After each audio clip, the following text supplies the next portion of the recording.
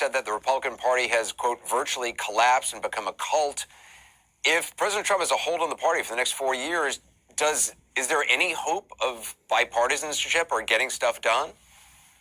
Well, it's hard to say, Anderson, but what is unbelievably disappointing is that when you have a president who is working overtime to sabotage and destroy American democracy, that you don't have more than a handful of Republicans who have the guts to say, yeah, Joe Biden is president, it was a fair election, and let's go on. The degree to which they are intimidated and frightened by this president is unbelievable, and it makes me see the Republican Party today as kind of a cult of the individual, that individual being Donald Trump.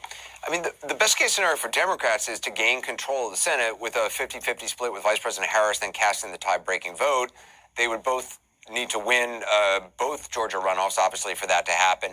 If don't pull off those victories, what does it mean for Democrats in terms of actually getting things done during this administration? Obviously, Look, Democrats, you have, Joe Biden have been talking about a lot of big ideas. I think the American people right now want a president who understands that the times we are living in, Anderson, are probably more dangerous than in any time since when Franklin Delano Roosevelt took office in 1932. So you got the COVID pandemic, which has to be dealt.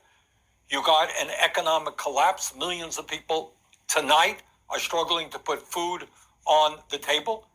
You got millions and millions of people who have lost their health care. They are unemployed. All the while, we're seeing a massive increase in income and wealth inequality. And I think what the American people want is for Joe Biden to get out there and say, you know what? We got a crisis, and I am going to act decisively.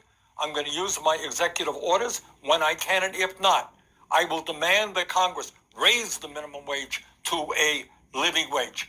I'm going to demand that workers, women, get equal pay for equal work, that we cover all people during this pandemic with health care, that we lower the outrageously high cost of prescription drugs. We deal with the racism within our criminal justice system. We deal with immigration reform.